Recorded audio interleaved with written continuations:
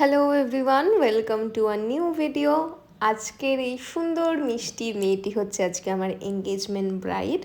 তো product details বা বাদবাকি কিছু বলার আগে আবার আজকে কিছু নিজের কথা বলি, যেটা অবশ্যই মেকআপ রিলেটেড। তো আমার আগের একটা ভিডিওতে তোমরা অনেকেই কমেন্ট করেছিলে, ইভেন কম বেশি অনেক ভিডিওতেই এই কমেন্টটা আসে যে আমি আইব্রোটা অনেক লাইট করি, সেটা আমার নিজের হোক কিংবা সেটা ব্রাইডের বা এরকম পার্টি মেকআপের। তো যেটা বলার সেটা হচ্ছে আমি নিজের ক্ষেত্রে তো নিজে যেরকম ইচ্ছা সেরকম করতেই পারি, সেটা আলাদা বিষয়। কিন্তু সত্যি কথা বলতে আমি এমন একজন আর্টিস্ট যে যাকে আমি সাজাচ্ছি তার কীরকম প্রেফারেন্স সেই অনুযায়ী সাজাতে পছন্দ করি। আমার কোথাও গিয়ে মনে হয় যে লাইনার পরালেই ভালো লাগবে, কাজল পরালেই ভালো লাগবে, তার থেকে বেশি সে লাইনারে কমফোর্টেবল কিনা, সে কাজলে কমফোর্টেবল কিনা।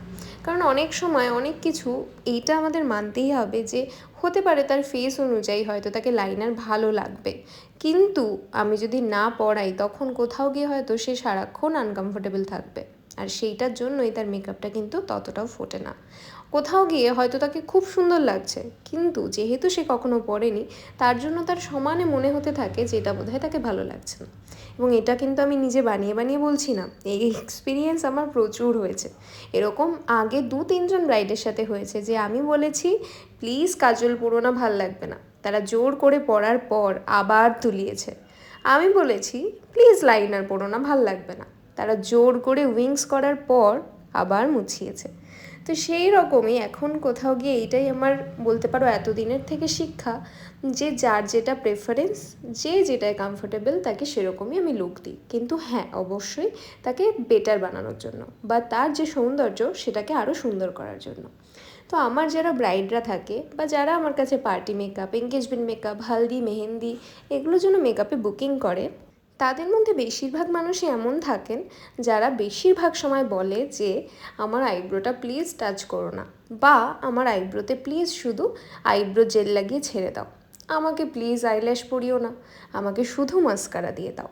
তো তাদেরকে কি আমি বলবো যে না আইল্যাশই তুমি পরো, বা আইব্রোটাকে আমি খুব কড়া করে, বড় করে, মোটা করে এঁকে দেবো?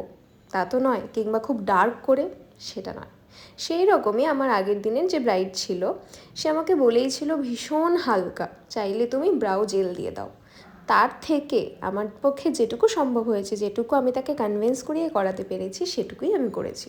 যেরকম এই ব্রাইডটিকে দেখো, আমি কিন্তু আইব্রো করেছি, অবশ্যই সেটা তার নিজের যে ন্যাচারাল ব্রো সেইটার থেকে বড় করিনি, কিন্তু ডার্ক করেছি।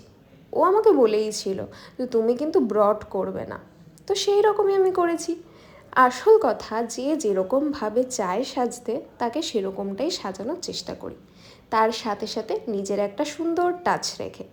তো এটাই ব্যাপার, মেকআপটা একটা পার্সোনাল চয়েস। তোমাদের হয়তো একটু ডার্ক আইব্রো ভালো লাগে, কারোর হয়তো একটু লাইট, কারোর হয়তো বক্সি ভালো লাগে, কারোর হয়তো আর্চ, বা কারোর হয়তো রাউন্ড। তো সেই জন্যই যার যেরকম ইচ্ছা সে সেরকম সাজো। এবার বলো তো এই হলুদ পরীকে কেমন লাগছে? আমার তো ওকে খুব ভালো লাগছিল, স্পেশালি রেড লিপস্টিকটায় মনে হচ্ছে যেন ওকে মানে এত মিষ্টি লাগছে, তার সাথে সাথে একটা খুব সুন্দর লুক দিয়েছে। যদি এই লুকটা আর আমাদের কথার সাথে, মানে আমার কথার সাথে তোমরা সহমত হও আর এই লুকটা তোমাদের ভালো লাগে, তাহলে কিন্তু ভিডিওটাকে একটু শেয়ার করে দিও। ওকে কেমন লাগছে অবশ্যই সেটা কিন্তু নিচে জানিও, আর বেশি বেশি করে কমেন্ট করো।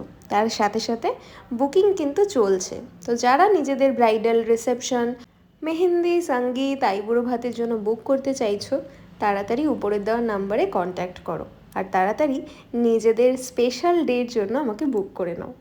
চলো তাহলে ভিডিওটাকে আজকে এখানেই এন্ড করি। তোমরা কিন্তু নিচে কমেন্টে জানিও ওকে কেমন লাগছে। চলো তাহলে, টাটা।